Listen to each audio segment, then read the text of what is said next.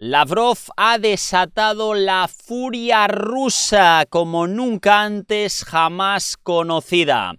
Vamos a estar viendo cómo ha arremetido contra Donald Trump la OTAN, Macron y la ONU en un discurso, por cierto, de 11 minutos que ha dejado a todos sin palabras, boquiabiertos. Vamos a escucharle, vamos a ver qué es lo que ha dicho y cuidado porque la situación en este caso se complica. Lavrov está muy enfadado y así lo está notando el pueblo, en este caso ucraniano y europeo. Atención. The thing is, Europe depends more on the United States, both in terms of security and from the perspective of its foreign policy direction.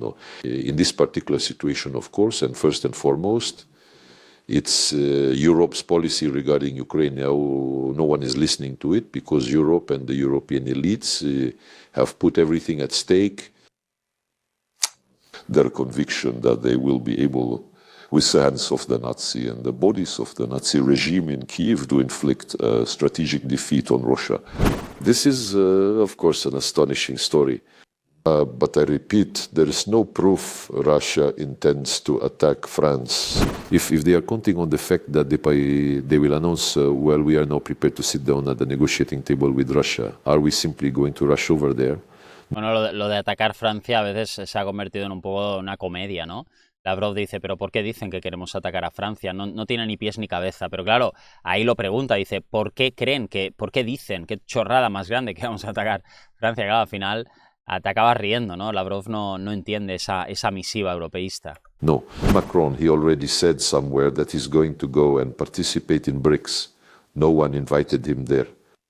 I don't think there is a consensus within BRICS, or that even most BRICS members would be happy to see France, given the positions France holds in the global economy, politics, and world finance. Too much of this kind of incomprehensible stuff is happening.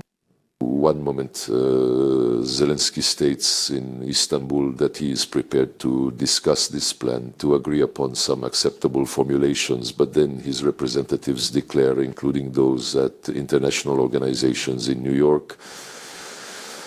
In my opinion, some lady, the deputy ambassador, announced that it is completely out of the question. It is difficult for me to comment on such speculations, and we continue to hold the position that naturally a diplomatic resolution is always preferable. We had thought, and were almost entirely convinced, that following the meeting which occurred in Alaska, a meeting that had been preceded by the visit of Stephen Witkoff, who carried a direct instruction from Donald Trump.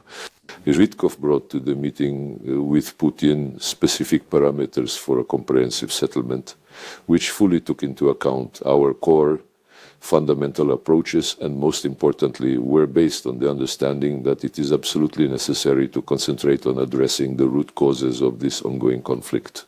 The root cause lies, as everyone well knows who has studied the history of this drama, in the West's attempt to absorb Ukraine into the North Atlantic Alliance, to create a military threat to Russia directly on our borders, contrary to and in violation of all promises that were given, even to the Soviet Union. And contrary to the agreements already made with the Russian Federation in Europe, which is within the framework of the Organization for Security and Cooperation in Europe. Go. To dictate its will to everyone, it of course has been preserved. Perhaps it was even more clearly revealed when its ideological shell had completely fallen away. That is the very essence of the approach, which one can describe it in various ways, but America must always be first everywhere, and everyone must obey America. However, this approach is applied not only to Europe, but to all other nations as well. The thing is, Europe depends more on the United States, both in terms of security and from the perspective of its foreign policy direction. In this particular situation, of course, and first and foremost, it's Europe's policy regarding Ukraine. Now, no one is listening to it because Europe and the European elites have put everything at stake. Their conviction that they will be able, with the hands of the Nazi and the bodies of the Nazi regime in Kiev, to inflict a strategic defeat on Russia. And the very same principle applies to foreign Bueno, esto es lo que han dicho ya también por activa y por pasiva, ¿eh? El hecho de que puedan llevar a cabo un ataque directo hacia Rusia, una contraofensiva, o sea, que está sobre la mesa. Esto es lo que Lavrov dice, hombre, lo que no se puede tampoco hablar aquí es el hecho de que crean que sí que van a poder infligir una derrota contra los rusos. No tienen ni pies ni cabeza porque ahora mismo lo tenemos todo fortificado. Sería prácticamente imposible, ¿no? Como les pillaron en Kursk, pero fue de sorpresa eso, ahí no habían fortificaciones. Foreign policy matters. Think about all 8 of the armed conflicts that Donald Trump successfully brought to a stop, and truly we deeply appreciate his consistent effort not to initiate new wars, unlike many of his predecessors, but instead to actively work towards ending them. Indeed, every single one of these 8 wars genuinely paused for a significant period. Ceasefires have been announced, and just recently in the Middle East, and also between Pakistan and Afghanistan, and between Cambodia and Thailand, the Democratic Republic of Congo, Rwanda. These truces have indeed been established almost everywhere there, but these initiatives did not address the root causes.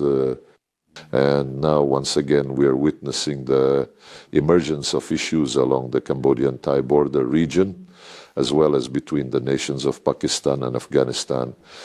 And things are far from cloudless, to put it very mildly, on the Palestinian-Israeli front. Therefore, the aspiration to immediately put an end to this bloodshed, it certainly deserves every possible encouragement. But of course, in order to truly regulate this situation in the long term, we will need many more painstaking, patient and deliberate initiatives. Macron, if my memory serves me correctly, just recently issued yet another statement claiming that Russia had invented this entire war. There were no reasons, not a single real threat. It's all a mystification. This is simply, and I'm quoting from memory now, the convulsions of a power that weeps over the loss of its statehood, over the loss of its imperialistic colonial past. This is being said by the President of France, but it seems his approval ratings are in a truly terrible state. Or then there is also this defense minister. You mentioned the chief of the general staff, but they also have a defense minister, Mr. Pistorius. I truly hope I pronounced all the letters of his name correctly. He was claiming here that Russia would attack before the year 2030. Now I figured it could be 29 or even 28.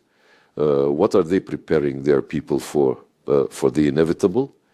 This is... Cuando habla de lo inevitable, ¿a qué están preparando, ¿no? Para lo inevitable, eso da miedo, ¿no? Entender que lo inevitable podría ser un ataque atómico. Nos vemos como siempre en el próximo capítulo, amigos. Un saludo.